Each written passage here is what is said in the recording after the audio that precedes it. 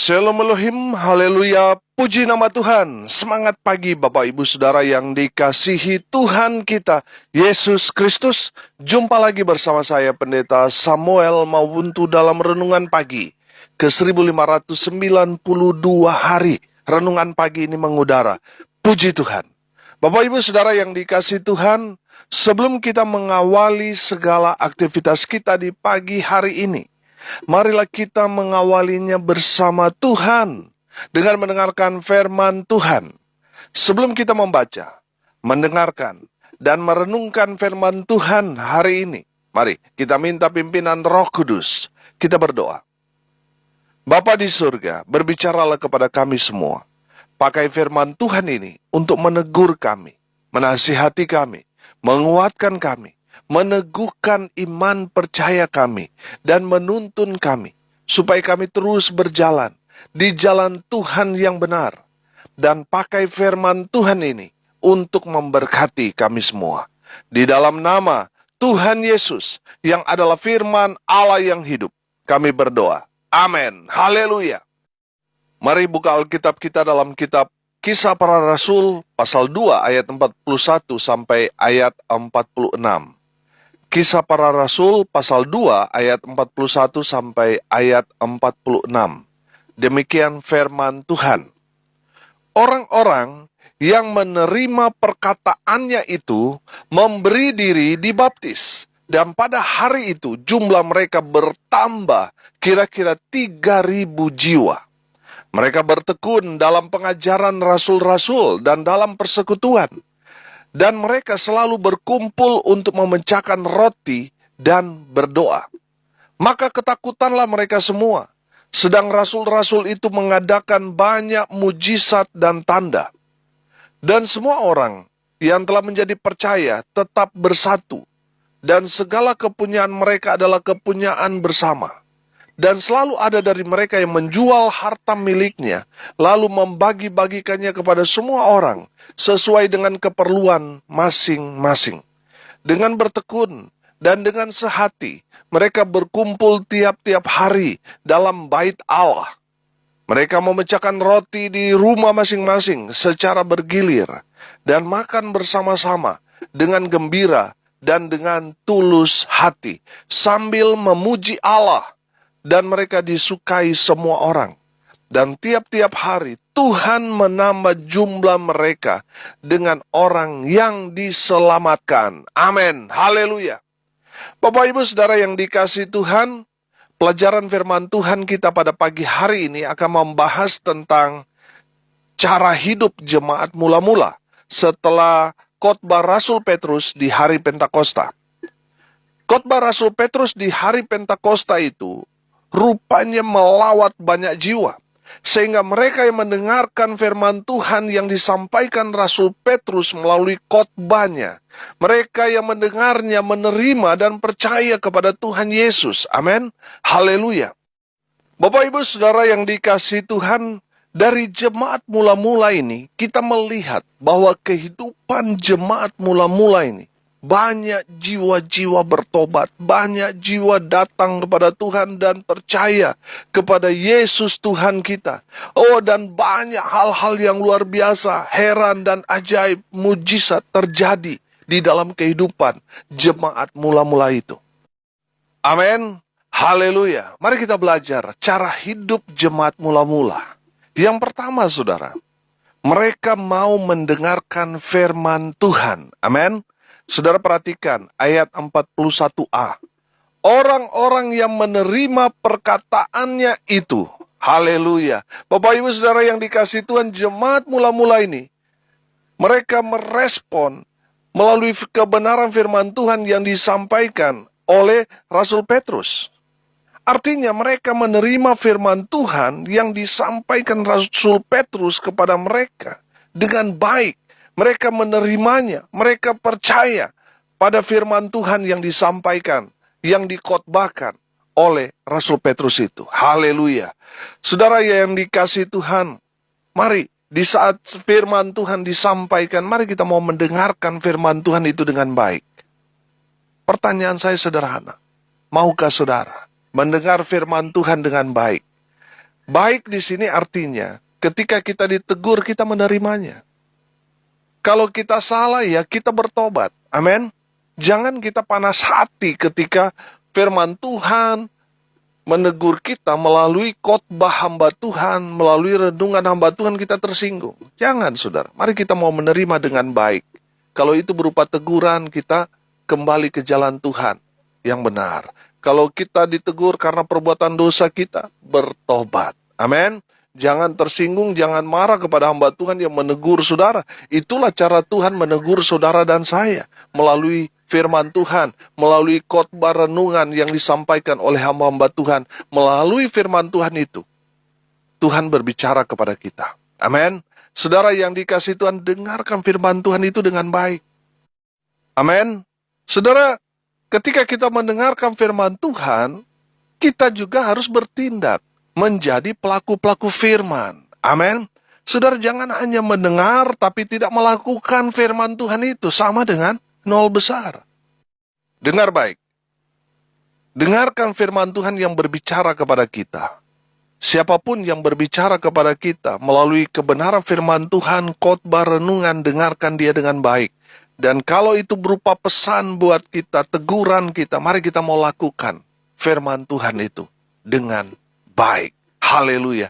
Karena melalui firman Tuhan yang disampaikan tadi saya katakan, Tuhan berbicara kepada kita. Makanya kita harus dengarkan firman Tuhan dengan baik. Jemaat mula-mula mereka betul-betul mendengarkan firman Tuhan dengan baik. Orang-orang yang menerima perkataannya itu, mereka mendengar khotbah Rasul Petrus, mereka melakukan apa yang disampaikan oleh firman Tuhan itu. Mereka menyerahkan diri mereka, mereka bertobat, mereka hidup dalam kebenaran dan sebagainya. Amin. Itu bukti mereka mendengarkan firman Tuhan itu dengan baik. Haleluya. Yang kedua, saudara, kehidupan jemaat mula-mula. Yang kedua, mereka bertobat dan menerima baptisan. Perhatikan ayat 41b di sana. Orang-orang yang menerima perkataannya itu memberi diri dibaptis. Dan pada hari itu jumlah mereka bertambah kira-kira 3.000 jiwa. Haleluya. Lihat juga ayat 37 dan 38 di pasal 2. Ketika mereka mendengar hal itu, hati mereka sangat terharu. Lalu mereka bertanya kepada Petrus dan rasul-rasul yang lain, apakah yang harus kami perbuat, saudara-saudara? Jawab Petrus kepada mereka, bertobatlah dan hendaklah kamu masing-masing memberi dirimu dibaptis dalam nama Yesus Kristus untuk pengampunan dosamu. Maka kamu akan menerima karunia Roh Kudus. Haleluya. Bapak Ibu Saudara yang dikasihi Tuhan, dengar baik. Sebagai bentuk respon orang-orang yang sudah mendengarkan khotbah Rasul Petrus di hari Pentakosta itu, mereka kemudian bertanya kepada Rasul Petrus, apa yang harus kami perbuat sekarang? Rasul Petrus berkata, bertobat dan hendaklah kamu masing-masing memberi dirimu dibaptis. Haleluya. Jadi baptisan adalah bentuk respon pertobatan mereka yang mendengarkan firman Tuhan, lalu mereka bertobat, mereka harus dibaptis. Haleluya. Saya mau mengajak saudara melihat dampak dari pertobatan orang-orang yang mendengarkan khotbah Rasul Petrus. Mereka bertobat. Dampaknya banyak jiwa bertobat. Amin. Menyerahkan diri mereka untuk mengalami kelahiran baru, untuk dibaptis. Haleluya. Saudara yang dikasihi Tuhan, mereka melihat orang-orang yang tadinya hidup dalam kegelapan setelah mendengarkan firman Tuhan yang disampaikan Rasul Petrus. Mereka dilawat kuasa Roh Kudus sehingga mereka bertobat, meninggalkan kehidupan gelap mereka, kehidupan yang penuh dengan daging, dan hidup beralih kepada pimpinan Roh Kudus. Hidup mereka dipulihkan, hidup mereka mengalami hal-hal hebat luar biasa dari Tuhan, sehingga banyak orang melihat dampaknya luar biasa. Haleluya. Ribuan orang bertobat. Haleluya. Bapak Ibu Saudara yang dikasihi Tuhan, dengar baik. Dampak yang luar biasa terjadi ketika saudara hidup dalam pertobatan. Haleluya. Bertobatlah, artinya kembali ke jalan Tuhan. Mungkin saudara sudah salah jalan saat ini, dan Tuhan mau saudara kembali kepada firman Tuhan. Amin. Saudara mungkin tadinya saudara sudah antipati dengan hamba Tuhan, dengan firman Tuhan, dengan pelayanan dan sebagainya. Sehingga saudara bukannya hidup dalam damai sejahtera, tetapi sekarang mulai saudara merasakan tidak tenang hidup saudara. Saudara yang dikasihi Tuhan, kembalilah ke jalan Tuhan. Bertobatlah. Amin. Itu yang Tuhan mau. Mungkin perbuatan saudara sudah sangat-sangat bejat, sudah sangat-sangat berdosa, sehingga keluarga saudara sudah tidak lagi dapat mengampuni saudara karena kesalahan yang saudara sudah perbuat kepada mereka. Tapi dengar baik, Tuhan menerima saudara apa adanya. Segelap, sehitam apapun dosa yang saudara sudah perbuat, Tuhan sanggup mengampuni saudara. Amin. Saudara, firman Tuhan berkata, ada sukacita yang besar di surga menyambut satu orang berdosa bertobat, kembali ke rumah Bapa, kembali ke jalan Tuhan. Ada sukacita yang besar di surga menyambut pertobatan saudara. Haleluya. Sehingga melalui pertobatan saudara, banyak jiwa Tuhan akan lawat, banyak jiwa akan bertobat. Haleluya. Bapak Ibu Saudara yang dikasihi Tuhan, bertobatlah sebab kerajaan Allah sudah dekat. Kita melihat kehidupan jemaat mula-mula. Mereka betul-betul hidup dalam pertobatan. Dan langkah pertobatan mereka selanjutnya, mereka wujudkan dengan menerima baptisan kudus. Haleluya. Yang ketiga saudara, cara hidup jemaat mula-mula. Yang ketiga, mereka bertekun. Perhatikan ayat 42. Mereka bertekun dalam pengajaran rasul-rasul dan dalam persekutuan. Dan mereka selalu berkumpul untuk memecahkan roti dan berdoa. Haleluya. Mereka bertekun, artinya mereka jemaat yang aktif, yang mau bekerja, yang mau melayani Tuhan, yang giat selalu dalam pekerjaan Tuhan. Di mana ada pelayanan, di situ mereka jemaat berada. Haleluya.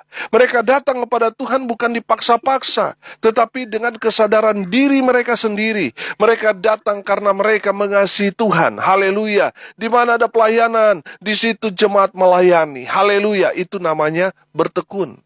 Saudara, mereka bertekun dalam pengajaran rasul-rasul. Artinya apa? Mereka belajar firman Tuhan. Mereka mau jadi murid.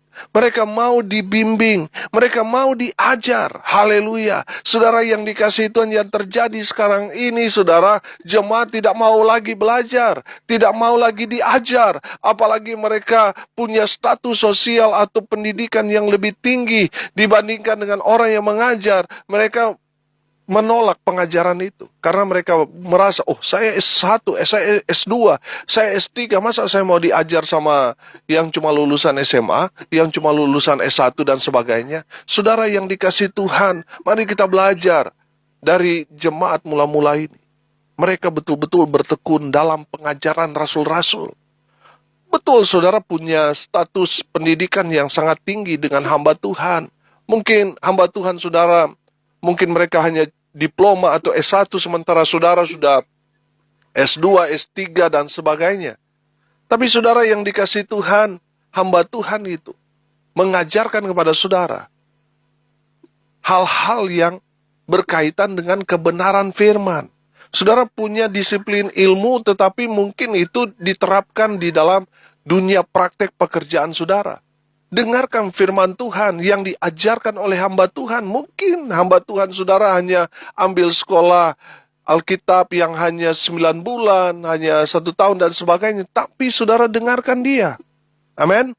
Jangan merasa kita lebih pintar, lebih tinggi pendidikannya daripada hamba Tuhan ini dan itu, saudara, sehingga saudara menolak untuk diajar.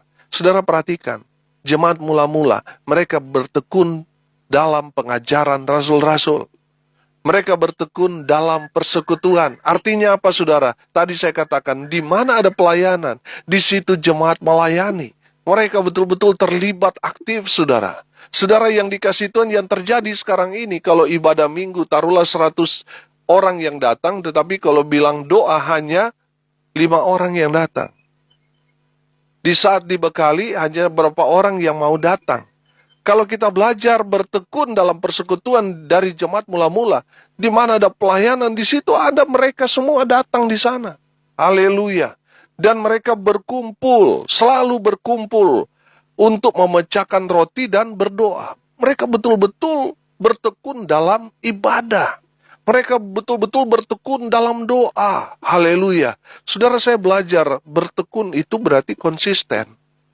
Saudara melakukan sesuatu secara konsisten, terus saudara lakukan, dan sepertinya itu seperti rutinitas.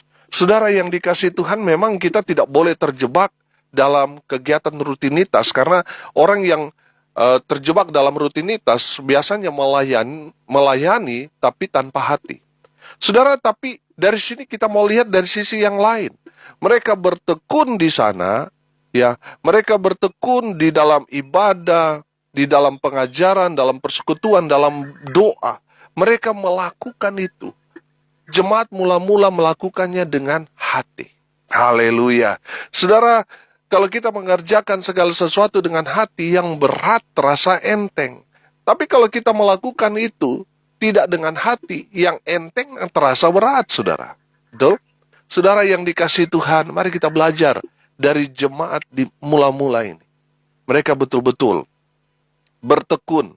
Mereka semakin giat melakukan pekerjaan Tuhan menjelang kedatangan Tuhan kali kedua. Haleluya. Bapak Ibu Saudara yang dikasihi Tuhan, mungkin saat ini saudara sudah mulai kendor, sudah mulai menjaga jarak dengan Tuhan, sudah mulai membatasi diri. Oh, saya kalau ibadah ya cukup hari Minggu saja. Saudara yang dikasihi Tuhan, ingat Tuhan sudah mau datang. Mari kita bertekun dalam pekerjaan Tuhan ini, dan biarlah Tuhan datang, Tuhan mendapati kita ada di dalam Tuhan, sedang melayani Tuhan, sehingga Tuhan berkata, "Hai hambaku yang baik dan setia, masuklah dalam kebahagiaan rumah Bapakku." Haleluya. Saudara yang dikasihi Tuhan, jangan kendor, gas. Mari semakin giat, bertekun, melakukan pekerjaan Tuhan. Tuhan sudah dekat. Haleluya. Yang keempat, dari jemaat mula-mula kita belajar, mereka kompak bersatu. Haleluya. Sudah perhatikan ayat 44 dan ayat 46. Dan semua orang yang telah menjadi percaya tetap bersatu, dan segala kepunyaan mereka adalah kepunyaan bersama. Dengan bertekun dan dengan sehati, mereka berkumpul tiap-tiap hari dalam bait Allah. Mereka memecahkan roti di rumah masing-masing secara bergilir, dan makan bersama-sama dengan gembira dan dengan tulus hati. Haleluya. Bapak Ibu Saudara yang diberkati Tuhan, dalam firman Tuhan ini saya menangkap jemaat mula-mula ini sangat kompak. Mereka bersatu, saudara. Di sanalah letak kekuatan mereka. Haleluya. Saudara yang dikasihi Tuhan, iblis tahu orang percaya kalau bersatu, mereka akan memiliki kekuatan yang hebat dahsyat. Haleluya. Makanya iblis mengirim roh-roh pemecah belah di dalam gereja, agar di dalam gereja jemaatnya satu dengan yang lain saling tanduk, saling menjatuhkan, saling fitnah, saling ejek, dan lain sebagainya. Tujuannya apa? Agar gereja pecah dari dalam. Kalau gereja tidak kompak, iblis sangat-sangat mudah menghancurkannya. Tetapi kalau gereja bersatu, wah, di sanalah letak kekuatan gereja Tuhan. Di saat gereja bersatu, iblis tidak akan bisa menghancurkan gereja. Gereja Tuhan, mari kita bersatu. Gereja harus jadi penentu di bangsa ini. Gereja harus jadi membawa pengaruh di bangsa ini. Gereja harus betul-betul jadi terang Tuhan yang menerangi kegelapan di bangsa ini. Gereja harus bersatu. Karena di saat gereja Tuhan bersatu, gereja kuat. Amin. Haleluya. Saudara yang dikasihi Tuhan, jemaat mula-mula, mereka bersatu. Haleluya. Sehingga mereka betul-betul berdampak luar biasa. Banyak jiwa bertobat melihat kekompakan, kesatuan hati dari jemaat mula-mula. Saudara yang dikasihi Tuhan, mari gereja Tuhan bersatulah. Jangan ego dengan gereja saudara, oh saya hanya bisa membantu kalau itu satu merek, satu sinode dengan gereja saya. Oh, saya uh, baru bisa bekerja sama kalau dia satu sinode dengan saya dan sebagainya. Saudara yang dikasihi Tuhan, kalau kita ego sektoral seperti itu, iblis akan mudah menghancurkan gereja Tuhan dari dalam. Makanya gereja Tuhan bersatu harus melepaskan ego sektoral mereka. Oh, saya gereja besar, itu gereja kecil. Saya sulit untuk beradaptasi di gereja di kampung-kampung karena saya dari kota. Begitu juga sebaliknya. Saudara yang dikasihi Tuhan, mari kita mau lepas ego sektoral kita. Kita mau menanggalkan itu. Supaya apa? Gereja Tuhan bersatu. Gereja Tuhan kalau bersatu, oh dampaknya luar biasa. Amin. Haleluya. Yang terakhir, yang kelima saudara. Jemaat mula-mula, mereka jadi berkat. Perhatikan ayat 47. Sambil memuji Allah dan mereka disukai semua orang. Dan tiap-tiap hari Tuhan menambah jumlah mereka dengan orang yang diselamatkan. Amin. Haleluya. Bapak Ibu Saudara yang diberkati Tuhan, saya menangkap pesan di sini bahwa saudara lihat mereka disukai semua orang. Berarti hidup mereka sungguh-sungguh jadi terang Tuhan, jadi garam, jadi berkat. Haleluya. Gereja Tuhan seharusnya jadi garam, jadi terang Tuhan. Gereja harus jadi berkat dimanapun gereja Tuhan berada. Saudaralah gereja itu. Mari gereja Tuhan, jadilah berkat. Di mana kita berada, di tempat kita bekerja, di tempat kita tinggal. Mari kita mau jadi berkat di sana. Gereja Tuhan harus jadi pengaruh yang baik di tengah-tengah masyarakat, sehingga gereja Tuhan jadi berkat. Saudara lihat dampak dari kehidupan jemaat mula-mula yang hidupnya jadi berkat. Tiap-tiap hari Tuhan menambah jumlah mereka dengan orang-orang yang diselamatkan. Amin. Saudara yang dikasihi Tuhan, kalau gereja Tuhan jadi berkat, saya percaya banyak jiwa akan dituai. Amin. Pertanyaannya sekarang, kenapa ada orang yang tidak mau jadi Kristen? Mungkin karena mereka melihat kehidupan orang Kristen tidak jadi berkat. Bagaimana orang itu mau jadi berkat? Sama orang-orang di sekeliling setiap hari mabuk, setiap hari main judi, setiap hari pukul istri, setiap hari omelin suaminya, ribut setiap hari. Bagaimana mau jadi berkat? Saudara yang dikasihi Tuhan, saya percaya dimanapun kita berada, itu bukan maunya kita ada di situ.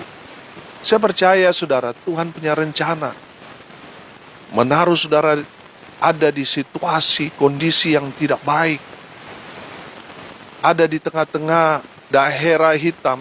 Tujuannya apa? Supaya saudara jadi terang di sana. Amin. Saudara lihat orang nelayan kalau mau tangkap ikan di tengah laut, saudara, mereka pasang lampu sehingga ikan-ikan kecil itu datang, saudara. Dari ikan-ikan kecil itu datang ikan yang memangsanya. Begitu terus. Lama-lama banyak ikan di bawah terang itu, saudara. Saudara, saya percaya kalau kehidupan saudara dan saya jadi terang Tuhan, maka orang dari kecil sampai besar akan datang kepada kita.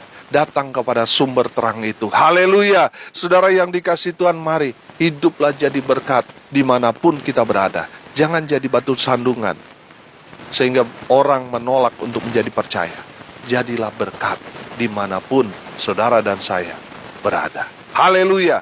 Hari ini kita belajar cara hidup jemaat mula-mula menjadi standar hidup dari gereja yang bertumbuh dan diberkati Tuhan. Mari kita belajar cara hidup mereka, jemaat mula-mula. Yang pertama, mereka mau mendengarkan firman Tuhan. Saudara yang dikasihi Tuhan, mari kita mau dengar-dengaran pada firman Tuhan. Bukan hanya menjadi pendengar yang setia, tapi mari kita mau jadi pelaku-pelaku firman yang setia. Haleluya. Yang kedua saudara, ketika mereka mendengarkan firman Tuhan itu, mereka mengambil satu tindakan yang luar biasa. Mereka bertobat. Mereka putuskan kedagingan mereka, masuk ke dalam dunia roh. Haleluya. Mereka bertobat dan menerima baptisan kudus. Yang ketiga, mereka bertekun. Mereka melakukan pekerjaan Tuhan itu terus-menerus menjadi gaya hidup mereka. Yang keempat, kita lihat dari jemaat mula-mula, mereka kompak bersatu. Bersahati. Mereka bersatu. Sama-sama satu hati, satu jiwa, satu pikiran. di dalam Kristus Yesus Tuhan. Haleluya. Dan yang terakhir, di mana mereka berada, hidup mereka jadi berkat. Mari kita berdoa. Bapa di surga, terima kasih atas kebenaran firman Tuhan yang sangat memberkati kami. Biarlah standar hidup dari jemaat mula-mula ini kami dapat lakukan di dalam kehidupan kami. Biarlah kami menjadi pelaku-pelaku firman. Haleluya. Tuhan memberkati semua pendengar dimanapun mereka berada. Hidup mereka diberkati, rumah tangga mereka diberkati, usaha pekerjaan mereka diberkati, pelayanan mereka diberkati. Mereka yang sakit Tuhan sembuhkan, mereka yang lemah Tuhan kuatkan, mereka yang saat ini sedang berduka cita, Tuhan memberikan penghiburan kepada keluarga yang ditinggalkan. Mereka yang hari ini berulang tahun, Tuhan Yesus memberkati. Hamba berdoa biarlah berkat Tuhan turun memenuhi semua pendengar. Bapak Ibu Saudara yang dikasihi Tuhan, arahkanlah hatimu dan terimalah berkat dari Tuhan Yesus. Tuhan memberkati engkau dan melindungi engkau. Tuhan menyinari engkau dengan wajahnya dan memberi engkau kasih karunia. Tuhan menghadapkan wajahnya kepadamu dan memberi engkau damai sejahtera. Di dalam nama Tuhan Yesus, sumber segala berkat. Bapak Ibu Saudara yang percaya diberkati Tuhan, katakan amin. Puji Tuhan. Bapak Ibu Saudara yang dikasihi Tuhan, kalau saudara merasa diberkati melalui renungan pagi ini, bagikan juga kepada saudara-saudara yang lain, supaya mereka juga diberkati. Karena untuk itulah kita dipanggil untuk jadi berkat. Salam kasih dari Bali, saya Pendeta Samuel Mawuntu. Sampai jumpa besok pagi. Tuhan Yesus memberkati kita semua. Haleluya.